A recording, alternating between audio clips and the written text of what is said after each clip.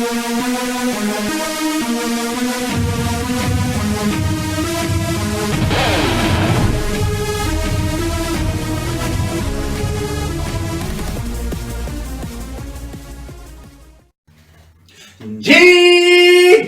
people, this is Sharpino here, welcome you guys to the team prep for our week 9 in the PMC League here. Now guys, this is getting a little bit intense now.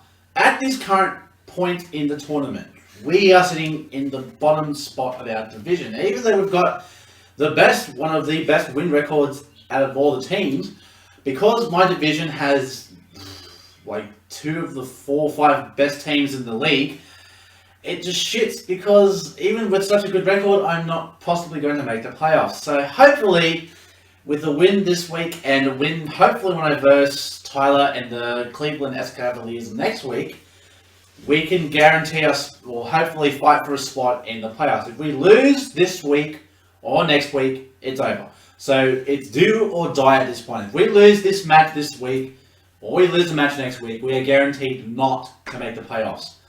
Because at the moment we are 4-4, and the 2 teams that we're competing with are 6-2, which means that basically the one team I'm fighting against, the Dallas Manectrics, are 6-2, but their differential is more reachable than the Tampa Bay Frogadiers. So we need to beat them this week, and we need them to lose next week to the Tampa Bay Frogadiers, and possibly beat on differentials for a chance to make the playoffs. If we don't do that, we don't make the playoffs. Regardless of what happens, I just want to say to you guys that I appreciate the support for listening to Krookodiles. I really do. I do appreciate you guys, making comments and just saying, great match or best of luck next time or whatever. And I do appreciate everyone in the PMC that I've battled with and I've spoken to in the PMC that I personally feel like not only we've been opponents, but we've also become friends through the course of it. So I want to thank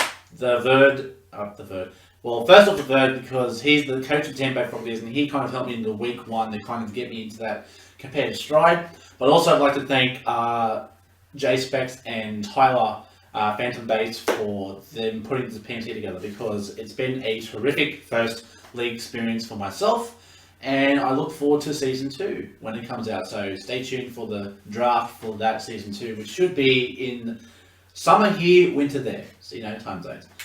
So this week we're going against the Dallas Manectrics, led by LuckyLadTV. Go ahead and check his channel out if you want to go and see what he's brought for us this week. Now, honestly, I've debated what I'm going to bring this week. Honestly, I really didn't want to change. I really wanted to change the team, but really, looking at his team, my team was perfect for his team. Like last time, we versed him about 3 weeks ago, and we were able to beat him 4-0. So I was pretty happy with that matchup there. So I think if it ain't broke, don't fix it. So that's exactly what logic we're going to use for this week. So this week we're going to go up against, like I said, Dallas Manectrics, and this is the team that we are bringing. So we are bringing the Talonflame here. But just before I go through the team, we'll quickly run through, for those who don't know what they are bringing. They do have the Sylveon, the Crobat, the Jirachi, the Darmanitan, the Krookodile, the Kyurem, the Suicune, the Hitmontop, the Meloetta, the Gourgeist, and the Mega Manectric. Now, I was surprised last time that he didn't bring the Suicune or the Mega Manectric, because honestly, I reckon those 2 Pokemon would actually do a lot of work to us against our team. Mega Manectric, obviously having the Intimidate, being able to answer to Brave Birds by a Talonflame, and having access to Flamethrower makes it pretty much a double threat. Then Suicune, enough said. Suicune Krookune, it's just a beast to begin with. So definitely, hopefully he's going to bring it this week. For our team, I hope he doesn't, but I'm pretty sure he should bring it this time. I'm pretty sure he should. So on the off chance he does, we've got the same preps this week. Now, they're not exactly the same moves as last time. They're just a bit different.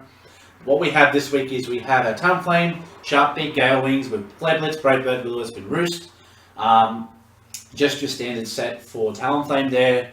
Not really much I could say. The Will-O-Wisp, I guess, could be used to kind of either add damage to Suicune if he wants to be a Krookune, or if he can add damage to a lot of his mons here. But overall, I think that Talonflame does pretty well against his team.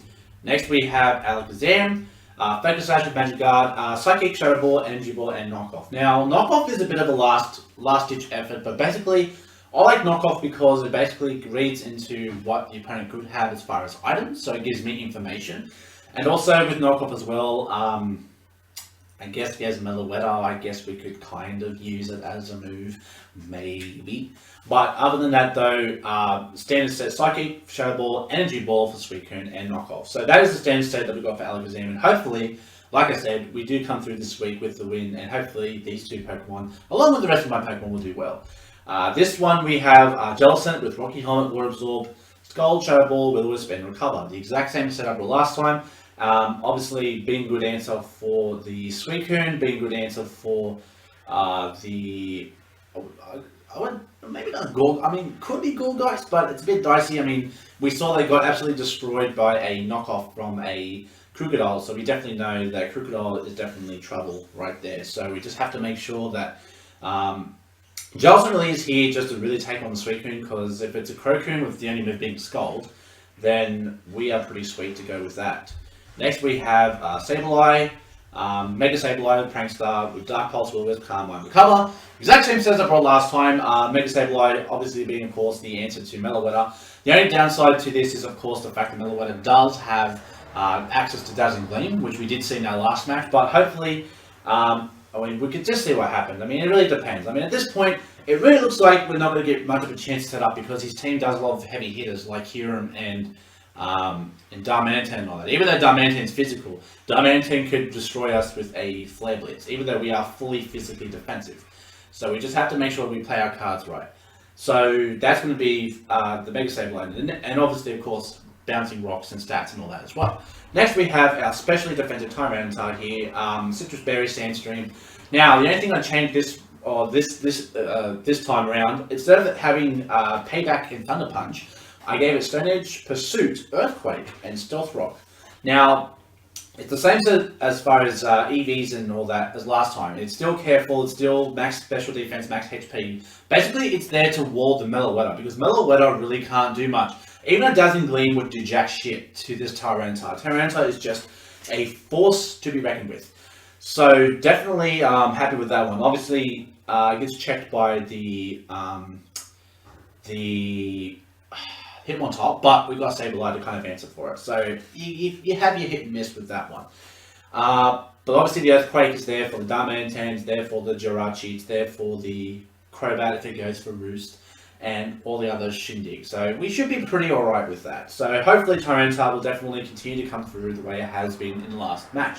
And then finally we have Dragalge. Now we didn't really get to use Dragalge in the last match because we swapped in on the Earthquakey Darmanitan. Who knew? But this Dragalge is special defensive, assault vest, adaptability, Dracomedia, Sludge Wave, Thunderbolt, and Skull. So it does have a lot of answers for a lot of different Pokemon that he has on his team. So hopefully this time round we'll be able to get to use Dragalge because it's got that special attack buff so that we can go for the Thunderbolt for the Suicune or the Crobat, Skull for the Darmanitan, the Sludge Wave for a neutral hit on the Gourgeist and Dracomedia for Kyurem. So we definitely have a ways to go. So hopefully this week we will come with the win. But like I said, regardless of the result, I'm happy just being a part of the PMC here. But hopefully, of course, from a personal level, I would love to make it to the playoffs for my first league. It would just make it more epic for us, for the Sydney Krookodiles, to make it into its first playoffs, being in its first league. So with that said, best of luck to Lucky. Hopefully we will get the win on this one. And until the next time I see you guys, stay safe, stay sharp, and I'll catch you guys all next time. Later!